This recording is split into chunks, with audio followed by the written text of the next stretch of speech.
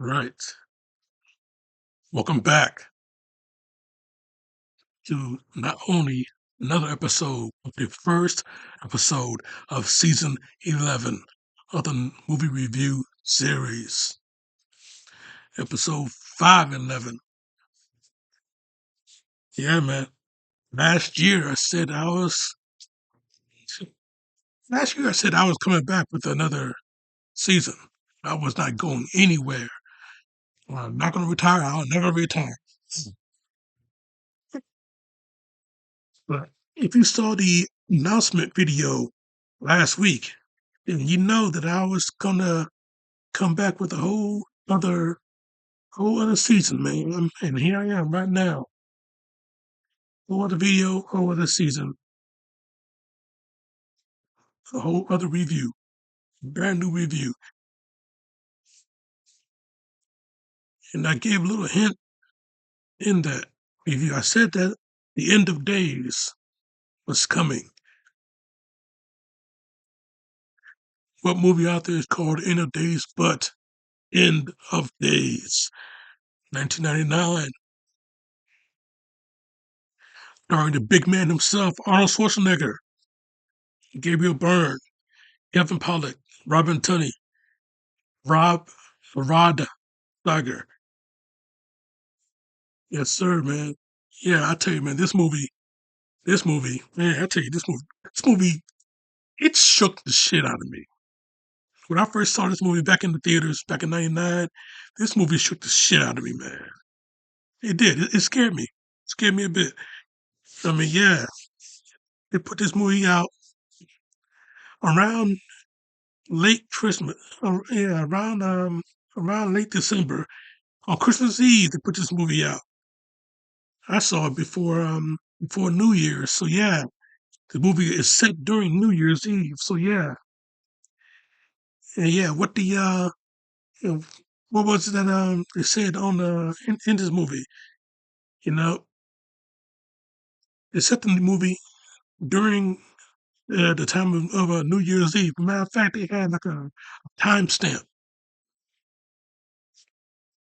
They had timestamps on at certain points in the movie, giving you basically a countdown to the doomsday clock. Because Satan, the devil, Lucifer, um, Mephistopheles, um, whatever whatever description. He has so many names. So yeah, whatever description he, he is called. You know, the beast himself was supposed to come back from. He's supposed to come back, come to heaven. He's supposed to come back, come to earth from hell, and claim his claim his plant his seed into the a very special individual, a very special young girl that was born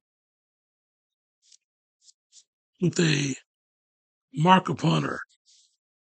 So yeah, he comes back to plant his seed in her, create the Antichrist, and boom, there you have it. You're going to have hell on earth and have his demon child rule it. But then yeah, it didn't count on having Arnold Schwarzenegger as a an opponent. So yeah, the devil shows up. Schwarzenegger whoops his ass, and that would be it. Arnold Schwarzenegger versus the devil. I mean, you had this guy fight killing machines. You had him fight intergalactic hunters, alien hunters.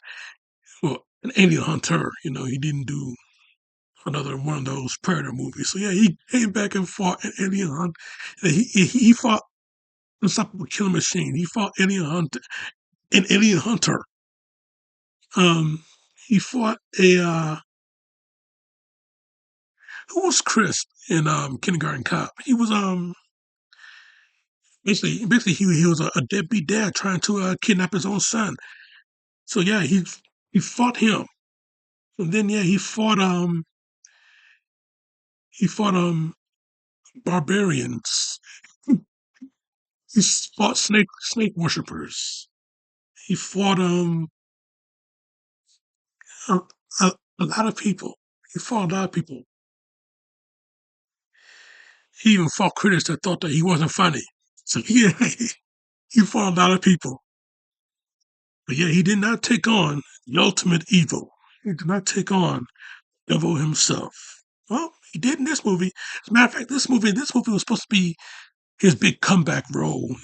This supposed to mount the big comeback into Hollywood, big comeback into blockbuster status. He's supposed to cement his name once again. The ultimate action hero has returned. After a 2 year absence, because he had heart surgery, risky heart surgery. So yeah, when he came, yeah, when he had risky heart surgery during production of Batman and Robin, he had to get his deviated valve fixed. So yeah, he got that fixed, and then yeah, he took a couple of years off just so he can fully recover. Just so when he comes back, he get to when he comes back, he get to show how much in shape he really was. And that's exactly what he did, man. When he came back in this movie, man, he looked great. First of all, he looked great. I mean, this dude, man, he went to the gun show way too often than he had before. Because his fucking arms was large. Okay, I mean, yeah, wearing that tank top in his first appearance in this movie, wearing that tank top was no accident. Okay, those fucking arms were large. Okay, larger than I ever seen before. And that's saying something. So yeah, he came back and this dude, he was in shape. Okay. He proved that he was in shape, and yeah, he was in shape. He can do his ticker, he proved that his ticker was still working. So yeah, yeah. Yeah, the cardio stuff, yeah, that was him. Yeah. When he was hanging from the helicopter, that was actually him. Okay. Yeah, he had to prove that yeah, he was in shape. He can do the fight scenes and everything. Yeah, yeah, he had to prove that he was really in shape. He can do the fight scenes. He can swing up on the helicopter. Yeah, he can do all the running scenes. He can do all these things. You know. Yeah, this guy. Yeah, he proved that he showed up. He showed out. Okay. I mean, Arnold Schwarzenegger, man, he is the man for real. He is the man. Okay, no matter what age he is, what age he was at the time, he proved that he was still the man. Okay. Yeah, he came back, he was in shape, and he did his own stunts and everything, you know. The fight scene, when he was crucified, and he was hanging up there. Yeah, that was actually him. Okay, he showed up and he showed out. He showed that he was still the man. You know, yeah. To the true Arnold fans out there, yeah, the ones that did go and see this movie, the ones that saw this movie when it came out on pay per view. Remember those days? you know, when it came out on video, people they grabbed this movie off the shelves. Yeah, I tell you, man, yeah. Yeah, the true Arnold fans out there, yeah, they're the ones that showed up for this movie, you know. Yeah, now this movie got that sort of cult status now. They got a cult following. Yeah, everybody wants to see Arnold fight the devil. So yeah, yeah, but yeah, I tell you, yeah, this movie, yeah, it took us on a whole other scale. Yeah, it came out in 1999. It was centered on New Year's Eve. I mean, this was like scariest times for everybody because this was the whole Y2K stare, the whole Y2K scare. Remember that? The whole Y2K scare. We did not know what was going to happen when that clock hit 12 and the date on the computers was going to switch up. We did not know what was going to happen. Was the world going to shut down, or where computers was going to those computers going to shut down, where the computer's going to go self-aware and take over the world like in Terminator. I mean, we don't know what was going to happen. Everybody was scared. Everybody had their canned goods all stocked up and everything, man. But yeah, once that clock struck 12 on New Year's Eve, that clock struck 12. The ball dropped. Happy 2000. Nothing happened. It was a whole new day, whole other day, whole new day, whole new year. That's why I picked this movie for this particular. Oh yeah, by the way, Happy New Year. Yeah, that's why I picked this movie for this particular time frame. So yeah, I tell you, man. You know, yeah, when everything happened, nothing happened. You know, we all got up, went to school. You know, learned about some new math, learned about some new English, whatever it was. Learned about history while we was worrying about losing history or making history, whatever it was. You know, whatever we was worried about, we had to worry about it for long because nothing happened. So yeah, I tell you, man, yeah, those are some really interesting times. Interesting times, man. New Year's Eve, 1999 into 2000. What was going to happen? Nothing. Okay, the date on your clock switched to 2000. Nothing. And then when 1201 hit, absolutely nothing. So yeah, so yeah, we went on with our lives after that. And then 9/11 happened, and then yeah, now we really got to start to get scared. But that was a whole other time, whole other era.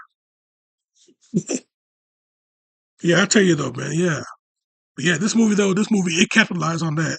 But yeah, the radio reports. Yeah, what's going to happen in the year 2000? What's going to happen when the clock struck 12? People there, they capitalize on that. That's why I did this review for this particular time because as a matter of fact, here's something interesting. I wanted to do a surprise review on New Year's. In that week, I want to do a surprise review and put this out. And I thought, yeah, that's not gonna work. That's just pointless. I mean, for what for? I mean, hell, I just got on vacation. You know, why do I got to go back to work so fast? Fuck the surprise. Shit. Let me enjoy the let me enjoy this holiday hiatus like I usually do. When I come back in full force, like I usually do. See, right here, I'm back in full force. Okay, week after week after week, review. Okay, no breaks. Now until next Christmas. you know, Christmas 2026. Then I'll get my break. After, yeah. Before all of that, review after review after review, week after week after week, week after week. Okay, even during summer. So yeah, that's how I roll. We roll like this. That's how we roll. We roll like this. So yeah, anyway, yeah. So yeah, I tell you, yeah, this movie, yeah, very, very interesting movie, very interesting times, very interesting concept because they gave us something to really be scared about. Yeah, I studied the Bible for a long time, so yeah, when they put up the um Bible verse, Revelations 27, chapter 20, verse 7, you know, after I saw this movie, chapter 20, verse 7, I went home. Well, yeah, I went back home and I put up, I flipped through the Bible with the Revelations chapter 20, verse 7. And yeah, this ain't no fake out like in Pulp Fiction with Ezekiel 27:17. You know, they took parts of a Bible verse and reframed it, make it all dramatic. They ain't do, unlike that, unlike what they did there, they ain't do that here. I mean, yeah, every single Bible verse got like a kind of a different interpretation of the other verse. Nothing is exactly the same, but it still is the same. What is said in that Bible verse was said in the movie. So yeah, you know, yeah, and they pretty much flipped it on us. Having Satan come to Earth and having him pick I guess you could say a celestial bride, even though she's not supposed to be the bride. She'd just be the childbearer for him. You know, pick that one particular person and have her bear the child, just so he can now rule rule the world through that child. You know, yeah. He showed up. He took Gabriel Burns' character. He took his body, possessed it. I got to point this out. After he possessed Gabriel Burns' character's body, you know, in the bathroom, having him dragging all over that piss-infested floor. After he got him, he walked out the bathroom. Yeah, he's all big and bad there, all big and bad, cool too. He walked out the bathroom, and the table he was sitting at, I guess that was a husband and wife table he was sitting at. He went over to the woman, you know, he went over to her. Not only he grabbed her tip, but yeah, he pulled, he basically pulled it out, got a handful of it, and planted a kiss on her. The dude that was sitting at the table, he like, yeah, what the hell? And he turned around, gave him a look, and yeah, he didn't say shit. He just submitted right there, He submitted. And the woman, yeah, she didn't do nothing. She just lay back in her seat, and her body just went limp. She lay back in her seat, and she just got kissed while her boob was being grabbed. You know. So yeah, yeah, that devil. He give her a kiss. You know. After that, after he got done kissing her, you know, fixed her up, walked out, and the woman, yeah, she just sat there, looked over at him as he was walking away. You know. I mean, he got it like that. You know, he's supposed to be the ultimate evil. That's a pretty cool move. Oh, I mean, hey, I'm speaking of sin here. My bad. Yeah, devil. Yeah, he walked out the restaurant, and then the restaurant exploded. Hellfire and brimstone. That's what he brings everywhere he go. I mean, hell. At one point in the movie, he took a piss, and it was goddamn gasoline. and ignited that son bitch. The car, Kevin Pollock's character, car, yeah, he was sitting there. It blew up. So yeah, I tell you, man. Yeah, hellfire and brimstone. The devil shows up, and he showed out also. Very interesting, very interesting movie, man. Very interesting stuff all throughout this movie. I loved it. I loved it. That's why I had to do a review on it because I love this shit, man. Yeah. And another thing, this movie is a horror movie. It's a straight up horror movie. It's an action horror movie or horror and action movie, but yeah, it's a horror movie. Okay. I mean, there's a documentary series called In Search of Darkness, and they talk about eras of horror in the decades. They cover all the '80s, and they had a most recent one with the '90s. One half is 1990 to 94, and the other half is 95 to 99. And End of Days was covered in that documentary. Oh yeah, Arnold fights the devil. I mean, who wouldn't want to see that? You know. So yeah, they featured this movie in that documentary though. So yeah, yeah, In Search of Darkness. Well yeah, I'm about to say In Search of Darkness 3, but I was in the 80s. Three parts of the 80s. But yeah, two parts of the 90s. So yeah, In Search of Darkness, 95 to 99. End of Days, End of Days was covered in that doc.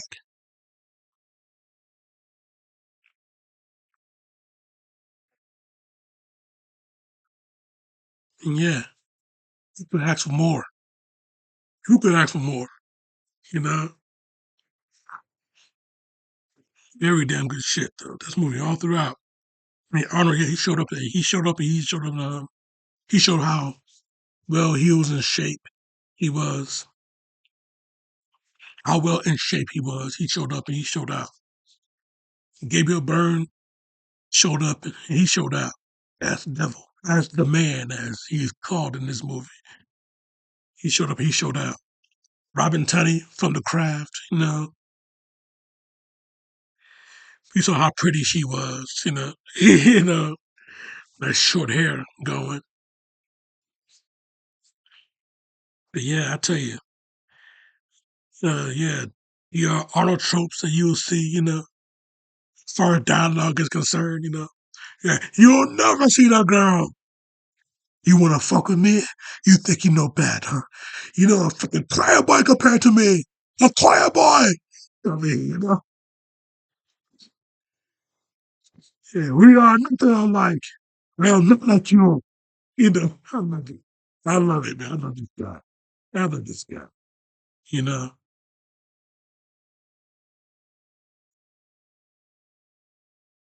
yeah, the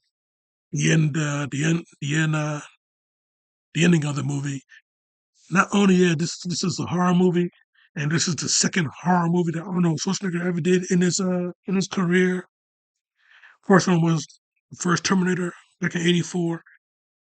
Not only that, yeah, this is the movie that Schwarzenegger dies in. The hero dies in this movie. Yeah, after he was possessed by the devil, he tried to force him out, and the only way he did that was sacrifice himself. So yeah, there was a broken statue of an angel holding a sword. I think the angel was the archangel Michael. So yeah, the statue of Michael holding a sword. And if you know your Bible, Michael fought Lucifer, Satan, Mephistopheles, the devil, whatever you want to call him. Michael fought him because Lucifer challenged the throne. So God had his best warrior and his other best warrior duel it out. If Lucifer wins, he takes the throne. If Michael wins, Lucifer is out. He's kicked out of heaven. Michael beat Lucifer's ass. Lucifer was kicked out of heaven. And then, yeah, he made his own kingdom, which is hell. Made his own kingdom. Yeah, he pretty much had brought it to earth now that Donald Trump is president. So, yeah. Yeah, with all that being said, Schwarzenegger died in this movie. He fell. He jumped, fell on the sword, impaling himself. Devil was cast out because the clock struck 12, and yeah, no demon seed planted in this woman's body. Yeah, yeah, he came out, went back down into hell. Schwarzenegger's character Jericho Kane. What a hell of a name for a character, Jericho Kane. The walls of Jericho. Mm. Just went back into time, man. Speaking of 1999, goddamn. 1999, yeah, Chris Jericho showed up in WWE back in 99. Yeah. Oh, man, 1999 was the year of the name Jericho. How about that? Goddamn. What a, that was happenstance. I know that. That was happenstance. So, yeah. Yeah, anyway, yeah. When Jericho came, when he beat the devil, when he tricked the trickster, you know, falling on that sword. Yeah, yeah. Bro went back into hell. He saw his wife and daughter again. Spirit of them saw them again. And yeah, for the first time in his life, he was happy. He died happy. That little smile on his face, and he just went away. Every Arnold fan, I'm sure everybody that saw that, they had to cry along with us. They had to cry, shared some type of tear. I know I did. I just watched the movie again before I did this review, and I shared my tears. Great stuff, man. Great stuff throughout this movie. 100% damn good shit. A good solid 4 out of 5. Thank you. Now, next week, man. That's my review, Jack, and I'll stick it to it. Thank you. Now, next week. Next week. Next week is going to be next week going to be some Jet Li action. Next week, some Jet Li action. And not only that, it's a remake of a classic Bruce Lee film. I should have put this in. I should have put this in May during the uh, Asian Heritage Month. I should have put this in May. But since the movie is sitting on Peacock, I don't know how long it's going to be there. So yeah, I'm going to do it right now. Take advantage of this shit. So yeah, next week, some Jet Li action in a remake of a Bruce Lee film, a classic Bruce Lee film. Lee Lee is taking over for Lee next week. So you keep it look right here for that. Check one of the shit right here. Subscribe to me right here. But in the meantime, in between time, Jack. Yeah, Jericho! How did you expect to defeat me when you're only a man and I am This show is off. Welcome back to the movie review series. We got some fun.